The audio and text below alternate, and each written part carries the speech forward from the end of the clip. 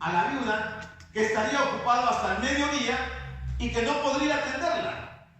Salió a comer al mediodía y cuando volvió más tarde, pensando que se había librado de la viuda, resulta que la viuda había permanecido en el despacho todo el día. Al día siguiente pasó lo mismo. Al otro día volvió a suceder lo mismo.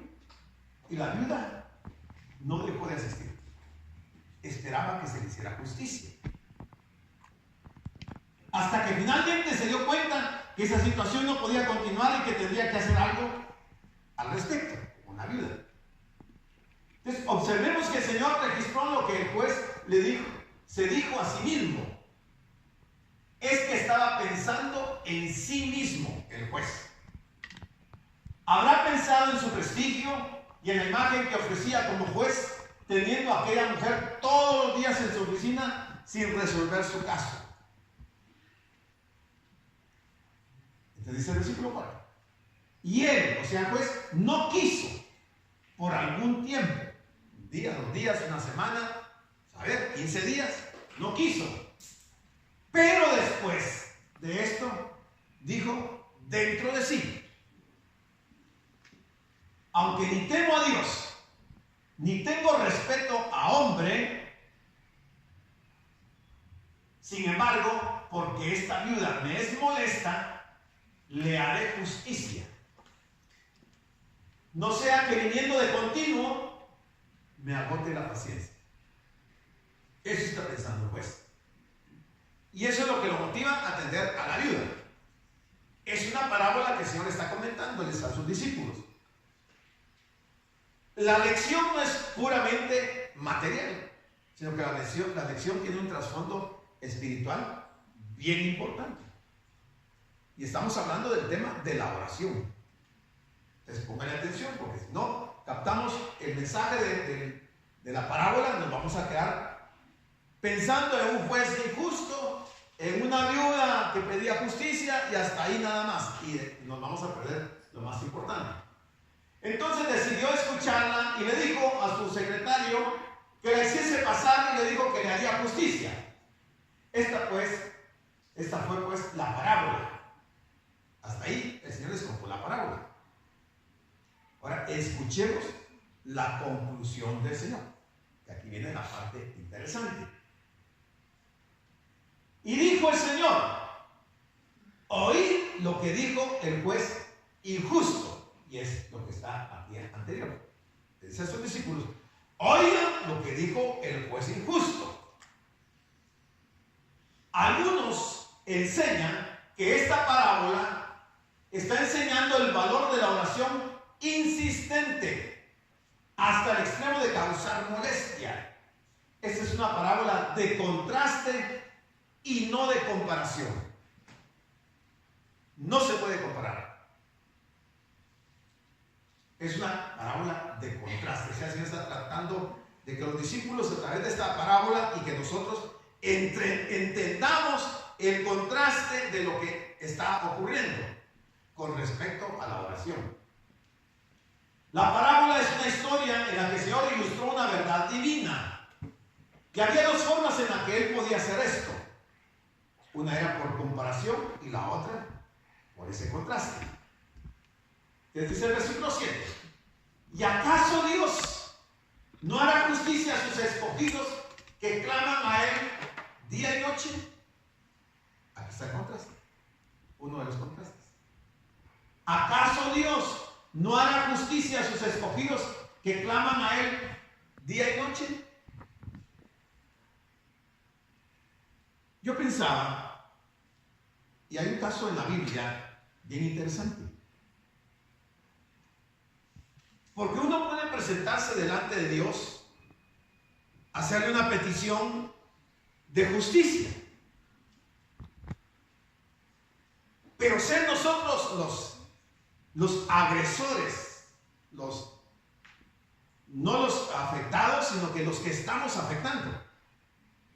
Muchas veces por carnalidad o por inmadurez espiritual, tocamos un tema o se da una relación, una situación en una relación entre la iglesia y alguien se siente ofendido o afectado. Pero lo que está ocurriendo es que hay una persona que está causando un problema, pero se siente la víctima. Y se presenta delante de Dios a que le haga justicia. ¿Va a hacer justicia a Dios con esa persona? ¿Va a hacer justicia a Dios con esa persona? Sí. Sí, va a hacer justicia. Ahora, ¿de qué manera?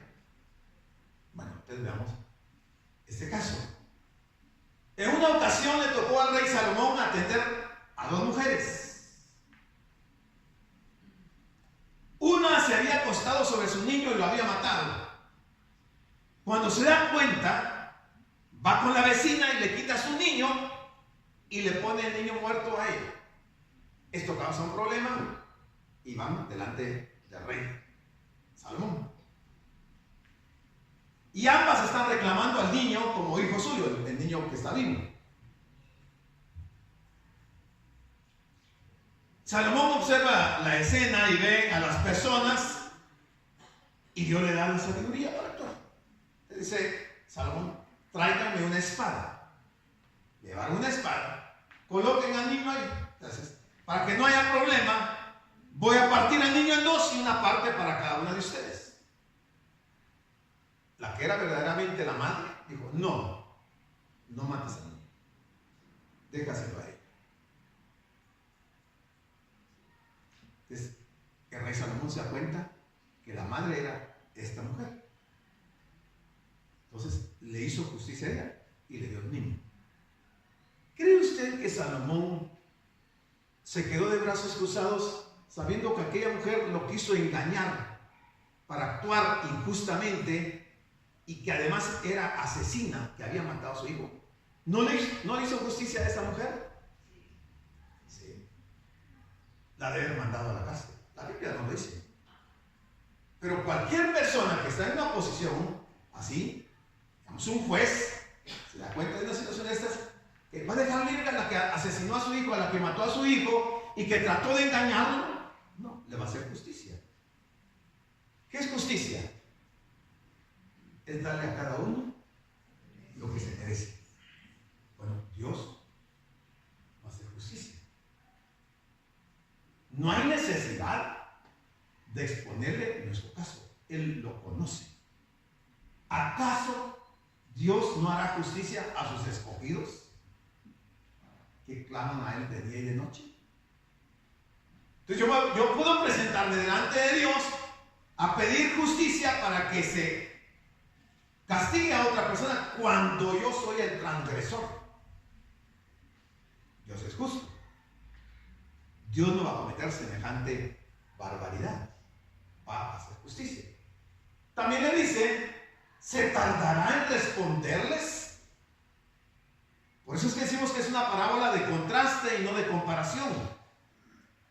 Si Dios está diciendo que Él va a hacer justicia inmediatamente, que no se va a tardar, sino que lo va a hacer en su tiempo, que es lo que a nosotros nos cuesta comprender. En su tiempo, Dios va a hacer justicia. Entonces no tenemos por qué afligirnos. Si nosotros estamos solventes en una situación de algún problema, si no somos los causantes del problema, no nos preocupemos. Dejémoslo a Dios, que Él es el juez justo. Él no se va a tardar en hacer justicia, en responder. Hará justicia a sus escogidos. Podemos clamar al Señor. Nuestro Señor estaba diciendo, cuando dirijáis a Dios en oración, ¿pensáis que Él es un juez injusto? No, no es un juez injusto. Cuando os acercáis a Él por medio de la oración, ¿creéis que actúa por los motivos con que actúan los hombres injustos? No, tampoco. ¿Creéis que Él hará algo simplemente por razones de conveniencia personal? Dios no va a actuar así. De ninguna manera. No es así. Dios no es un juez injusto. Él va a aplicar justicia. Os digo que pronto les hará justicia. Para nosotros pronto es ya, ahorita, en este momento. Para Dios pronto puede ser mañana. Puede ser la otra semana. Puede ser el otro mes. Puede ser dentro de 5 años. Para Dios no cuenta tiempo. Pero en el tiempo Él va a hacer justicia. ¿De qué la va a hacer? La va a hacer. Ninguna injusticia practicada dentro del pueblo de Dios se va a quedar sin ser resuelta por parte de Dios. Eso estemos seguros. Todo lo que hagamos tendrá sus consecuencias. Todo lo que el hombre sembrare, eso también cosechará. Bueno, si aquel juez injusto escuchó a aquella pobre viuda porque ella persistió en presentarse continuamente ante él, entonces, ¿por qué nos desanimamos de dirigirnos a Dios, quien no es un juez injusto, pero que realmente quiere escuchar y contestar la oración? ¿Por qué nos desanimamos? No debemos desanimarnos. Debemos de esperar el tiempo de Él. ¿Por qué muchos creyentes en la actualidad se encuentran tan desanimados en su vida de oración? Porque algunos dicen, tanto tiempo de orar, hermano. Mire, llevo con esta enfermedad pasando tantos meses y el Señor no me sana. Ya no voy a orar. Se desaniman. Creen que Dios es injusto. Creen que Dios no ha escuchado su oración. Pero Dios en su tiempo va a responder. Dice, ¿no sabías que Él es un juez justo? Sí, Él es un juez justo. Pero cuando venga el Hijo del Hombre, Él está refiriendo ahí a la parábola. Cuando venga el Hijo del Hombre, ¿cuándo viene el Hijo del Hombre? Al final de la gran tribulación. Ok, entonces miremos cómo Él se proyecta miles de años hacia adelante y está refiriendo esta parábola y dice, cuando venga el Hijo del Hombre, ¿hallará fe en la tierra? ¿Sabe Dios, sabe el Señor si va a haber fe en la tierra en ese tiempo? ¿Lo sabe o no lo sabe? Sí lo sabe, ¿verdad? Entonces, ¿por qué pregunta si va a haber fe en la tierra? La oración se hace, como decíamos, en Hebreos 11:6 dice la Biblia, que sin fe es imposible agradar a Dios. Si nosotros estamos orando porque tenemos fe, pero luego nos desanimamos, es decir, que la fe se habrá perdido. Te dice, ¿hallará fe en la tierra? Esto indica que al regresar, la fe verdadera va a escasear y será poco común en comparación como en los días de Noé, cuando solo 8 personas se salvaron. 8 personas de toda un mundo de aquel tiempo se salvaron porque le creyeron a Dios, tuvieron fe. El periodo antes de su regreso estará marcado por la persecución, la apostasía y la incredulidad. Por esto mismo, la gente tendrá que orar y deberá tener fe. Pero como dice la Biblia también, y eso se tiene que cumplir, que en los postreros días algunos apostatarán de su fe. O sea, se van a desanimar. Los postreros días son los que ya estamos viviendo. De manera que no nos debe extrañar que haya personas que ya no oran porque están desanimados, porque creen que Dios no responde a las oraciones. El 9 dice, aquí viene otra parábola. Ahí termina la parábola de la viuda y el juez injusto. A unos que confiaban en sí mismos como justos, y menospreciaban a los otros, dijo también esta parábola. Aquí tenemos que identificar estos dos grupos. Allá era la viuda y el juez. Aquí son unos que confiaban en sí mismos como justos y otros que eran menospreciados. Aquí está hablando el Señor de dos grupos interesantes. Dos hombres fueron al templo a orar, un fariseo y un recaudador de impuestos. Unos y otros. Están los dos grupos. No se podrían haber reunido dos hombres más distantes y diferentes.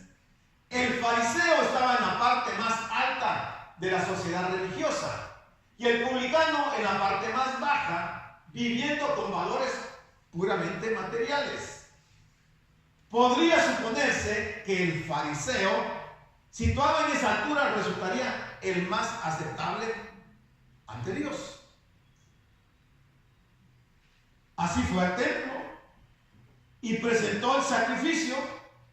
Cuando se puso en pie y oró, sus sacerdotes se encontraban en el lugar santo colocando incienso en el altar. Recuerden ustedes que en el templo había un patio de los gentiles, el patio de las mujeres, el patio de los hombres y de los sacerdotes, luego estaba el altar del sacrificio, luego ya venía el templo propiamente, donde estaba el lugar santo y el lugar santísimo. Entonces el Señor relata esta parábola de que un fariseo y un publicano van a orar. Los dos pasan por el atrio de los gentiles, pasan el atrio de las mujeres y llegan al atrio de los hombres, donde están los sacerdotes. El fariseo lleva su sacrificio, se lo da al sacerdote, se pone en pie y empieza a orar. Esta parábola tiene abundante riqueza acerca de la doctrina de la justificación de la fe, por la fe. Ilustra a perfección la manera como un pecador que carece en absoluto de justicia personal es declarado justo delante de Dios en un solo instante, por medio de un acto de fe en arrepentimiento. O sea, la oración y la fe van íntimamente relacionadas. La parábola va dirigida a los fariseos que confiaban en su propia justicia. Tal confianza en la propia justicia es una esperanza que condena. Romanos 10:3 dice, porque ignorando la justicia de Dios y procurando establecer la suya propia, no se han sujetado a la justicia de Dios. Esto sucede dentro de nuestras iglesias también. Filipenses 3:9 nos dice, y ser hallado en él, o sea, en el Señor, no teniendo mi propia justicia, que es por la ley, sino la que es por la fe de Cristo, la justicia que es de Dios por la fe. Estamos viendo que esta clase de justicia a la cual el Señor se está refiriendo, que proviene de Dios, es algo que todo creyente debemos de conocer y saber, y que vamos a poder ser justificados por la fe en esa justicia de Dios. Romanos 12:3 nos dice, digo pues, por la gracia que me es dada a cada cual que está entre vosotros, que no tenga más alto concepto de sí el que debe tener, sino que piense de sí con cordura, conforme a la medida de fe que Dios repartió a cada uno. Aunque yo tengo que ubicarme dentro de esta parte de no tener mayor concepto de mí mismo que el que debo tener y que debe ser de acuerdo conforme a la medida de fe que Dios me ha dado. Las escrituras enseñan, sin excepción alguna, que los pecadores son justificados tan pronto la justicia perfecta de Dios es imputada a su favor, según Romanos 4:4 y 4:5. Y dice el 4, pero al que obra no se le cuenta el salario como gracia, sino como deuda. Y el 5 dice, mas al que no obra, sino que cree en aquel que justifica al impío, su fe le es contada por justicia. En 2 Corintios 5:21 también dice Pablo, al que no conoció pecado, por nosotros lo hizo pecado. ¿Para qué? Para que nosotros fuésemos hechos justicia de Dios en él. Y en Filipenses 3:9 dice, y ser hallado en Él, en el Señor, no teniendo mi propia justicia, que es por la ley, sino la que es por la fe de Cristo, la justicia que es de Dios por la fe. O sea, este tema de la justicia y de la justificación es un tema muy interesante, muy abundante, muy extenso, pero solo vamos a tocar ciertas cosas de esta parte de la justificación. Entonces el Señor le dice a los discípulos, dos hombres subieron al templo a orar. Uno era fariseo y el otro publicano. Y qué bueno que los dos suban a orar. Pero ¿cómo va a ser la oración? ¿Cuál es la actitud de uno y cuál es la actitud del otro? Esa es la parte importante. El fariseo, puesto en pie, oraba consigo mismo. No estaba orando a Dios, estaba orando para él mismo. De esta manera, dice, aunque menciona a Dios, pero no estaba orándole a Dios. Dios, te doy gracias porque no soy como los otros hombres, ladrones, injustos, adúlteros, ni aún como este publicano. Él está orando consigo mismo. Él se está exaltando. Él está mostrándole, según él, a Dios sus atributos, sus méritos, sus cualidades, y que es un hombre que merece el favor de Dios, que Dios está obligado a oírlo y a responderle. Y señala a los demás hombres como ladrones, injustos, adúlteros, y se refiere al publicano, ni aún como este publicano. Quizás nosotros nunca comenzaríamos una oración exactamente con estas mismas palabras, pero ciertas expresiones revelan en nuestros pensamientos que en nuestros pensamientos están presentes nuestros méritos y lo que podríamos hacer y nuestra posición favorable al compararnos con otros. Podría ser que cuando oremos estemos pensando que yo no soy tan pecador, yo sí asisto a la iglesia, yo sí contribuyo a la iglesia, y yo hago esto, yo hago el otro, y creemos que entonces Dios tiene la obligación de respondernos, porque según nosotros somos muy buenos. Y después de compararse con el publicano, el fariseo continúa diciendo, ayuno 2 veces a la semana, doy diezmos de todo lo que gano. Parecía un buen creyente, ¿verdad? Ayuna 2 veces a la semana y da diezmo de todo lo que gana. Hay personas que quieren mostrarse más misericordiosas que Dios y tratan de hacer cosas que Dios no ha establecido. En este caso, dice, el viejo recaudador era un pecador y había caído muy bajo. Al convertirse en recaudador de impuestos como judío, había negado a su propia nación, habiendo renegado de su religión. Había dado sus espaldas a Dios. ¿Y por qué?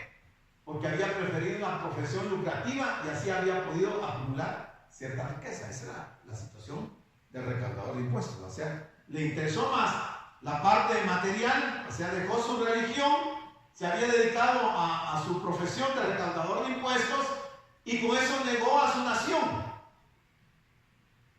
Tenía una actividad muy lucrativa, había podido acumular mucha riqueza y no sentía la necesidad de orar a Dios. Pero esa vida no había satisfecho su corazón. Así había sucedido con la vida de Mateo o la vida de Zaqueo. Si vemos la vida de estos dos hombres que también fueron recaudadores de impuestos, al final reconocen que las riquezas y lo terrenal, eso no da paz en el corazón. No es ese el propósito de Dios para la vida de sus hijos. ¿Acaso no hace él más de lo que la ley exige? Hablando de este fariseo, Deuteronomio dice en 14:22, indefectiblemente diezmarás todo el producto del grano que rindiere tu campo cada año. Eso decía la ley, cada año. Y en relación al ayuno, cuando él dice ayuno 2 veces por semana, este hombre no ayuna solamente una vez al año, como sugiere Levítico 16:29, o solo en ciertos meses.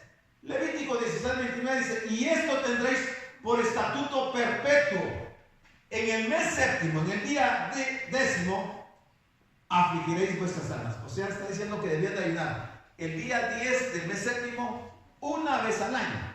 Y este fariseo dice, ayuno 2 veces a la semana. O sea, ayunaba 8 veces al mes, 96 veces al año. Y aquí solo decía una sola vez. Él se sentía más cerca de Dios porque hacía más de lo que la ley decía, pero no tenía ninguna consideración para el publicano. Si este es un ladrón, un adúltero, no soy como él, no, yo no robo. Pero mire lo que estaba haciendo. Se deduce que esta es la realidad del hecho de que en ninguna parte de su oración el hombre confiesa sus pecados, el fariseo. En ningún momento pide a Dios que le perdone lo malo que ha hecho. Ahora, si hubiera tenido alguna percepción de la presencia divina, ¿no hubiera tenido también un sentido de culpa? Por supuesto. Pero no tenía eso. Él solo se estaba viendo a sí mismo y estaba considerándose a sí mismo. Mas el publicano, estando lejos, no quería ni aún alzar los ojos al cielo, sino que se golpeaba el pecho diciendo: Dios, sé propicio a mi pecado. Es interesante las palabras que dice este publicano. Dice estando lejos, o sea, estaban en el patio de los hombres. Estaba lejos del templo, lejos del altar. No se consideraba digno de eso. Entonces dice que golpeándose el pecho, decía: Dios, sé propicio a mi pecador. Propicio. ¿Qué es la propiciación? ¿A qué se refiere la propiciación? Bueno, veamos a qué se refiere la propiciación. La propiciación se refiere normalmente a apaciguar o aplacar la ira o el enojo de Dios. Es lo que se está pidiendo el publicano. Quiere que la ira de Dios se aplaque. Él sabía que la ira de Dios estaba contra él porque había traicionado a su patria, porque se había enriquecido de una forma ilícita. Entonces ahora reconoce su pecado, llega al templo, golpea su pecho, le dice a Dios: Dios sé propicio a mi pecador. En la teología cristiana, este término se correlaciona con la expiación, o sea, la propiciación se correlaciona con la expiación. Ambas expresiones definen la naturaleza y los efectos del sacrificio sustitutorio de Cristo en relación a Dios y a los creyentes, por medio del cual los pecados de los hombres son anulados o son borrados. Entonces, lo que está pidiendo este publicano es algo bien importante. Él está reconociendo su condición de pecador y le dice a Dios: sé propicio a mí. Aplaca tu ira. No actúes en contra mía. Está pidiendo misericordia, está pidiendo que le borren sus pecados. Este publicano clamó para que Dios le colocara en un lugar donde le alcanzara la misericordia de Dios, su gracia y su misericordia. En 1 Juan 2 dice: Jesucristo se ofreció en sacrificio para que nuestros pecados sean perdonados, y no solo los nuestros, sino los de todo el mundo. Ese fue uno de los propósitos de Cristo al venir a esta tierra. El publicano lo entendió perfectamente. El fariseo nunca lo entendió. Y él se justifica, mientras que el otro se está declarando culpable. El publicano oró para que Dios le fuese propicio. Esa palabra nos recuerda al propiciatorio, o sea, la tapa del arca, donde Dios manifestaba su gracia y misericordia. Cristo se convirtió en aquel lugar por nuestros pecados y por los de todo el mundo. La oración del recaudador fue contestada. Al final de cuentas, lo más importante es que Dios responda a nuestra oración, que Dios conteste nuestra oración. Porque en el caso del fariseo, vamos a ver, 1 Timoteo 1:15 dice: palabra fiel y digna de ser recibida por todos, que Cristo Jesús vino al mundo para salvar a los pecadores, de los cuales yo soy el primero. Hablando Pablo. Os digo, aquí concluye el Señor, os digo que este descendió a su casa justificado. O sea, el publicano regresó a su casa justificado. Llegó al templo, se reconoció pecador, pidió a Dios que fuera propicio, Dios escuchó su oración, lo justificó y regresó a su casa libre de pecado. Y entonces dice: antes que el otro, o sea, que el fariseo, porque cualquiera que se enaltece será humillado, y el que se humilla será enaltecido. De hecho, hoy no tenemos que pedir a Dios que se muestre misericordioso. Dios es misericordioso porque envió a su Hijo a morir por nosotros. Y al peor de los pecadores se le dice: tú puedes venir, hay un lugar de gracia para ti. Si tú eres un hijo de Dios, también habrás tenido que venir a ese lugar, ahí en la cruz, donde Jesús murió por mis pecados y los tuyos. Como aquel publicano, podemos venir y confiar en Él, y Él nos salvará, porque Dios tiene misericordia. Ahora el publicano vuelve a casa, ha sido quitada la angustia de su corazón, ahora todo es paz, porque está profundamente convencido que la aprobación de Dios le pertenece. Pero el fariseo también vuelve a casa, pero no tiene nada. No consiguió nada. Podría haberse quedado en casa ese día y no haber ido al templo. Hubiera sido mejor haberse quedado en su casa. Fue a perder su tiempo. Fue a ponerse en evidencia que era un hombre soberbio. Un hombre que no tenía la humildad suficiente como para reconocer su condición y pedirle a Dios que fuera propicio a él. Esto de la oración tiene temas bien interesantes. Estos son dos casos que el Señor pone, las dos parábolas de la viuda y el juez, y del fariseo y el publicano, que nos dan unas enseñanzas interesantes y que nosotros debemos de estar sabidos, seguros de que Dios es justo y que su justicia se llevará a cabo, querramos o no querramos, sea para absolvernos o sea para condenarnos, pero Él va a hacer justicia. A Él no le vamos a poder engañar nunca. Isaías 57:15 dice: porque así dijo el alto y sublime, el que habita la eternidad y cuyo nombre es el santo. Yo habito en la altura y la santidad, y con el quebrantado y humilde de espíritu, para hacer vivir el espíritu de los humildes y para vivificar el corazón de los quebrantados. No dice que está con los soberbios, está con los humildes. Habita con el quebrantado, el humilde de espíritu, para hacer vivir el espíritu de los humildes y para vivificar el corazón de los quebrantados.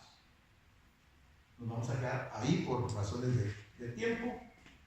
Llegamos al versículo número 14 de nuestro camino. Y luego vamos a entrar a otro tema bien interesante que tiene que ver con los niños. Con los niños. Bueno, entonces vamos a orar, vamos a darle gracias al Señor y la próxima semana continuamos con este capítulo número 18.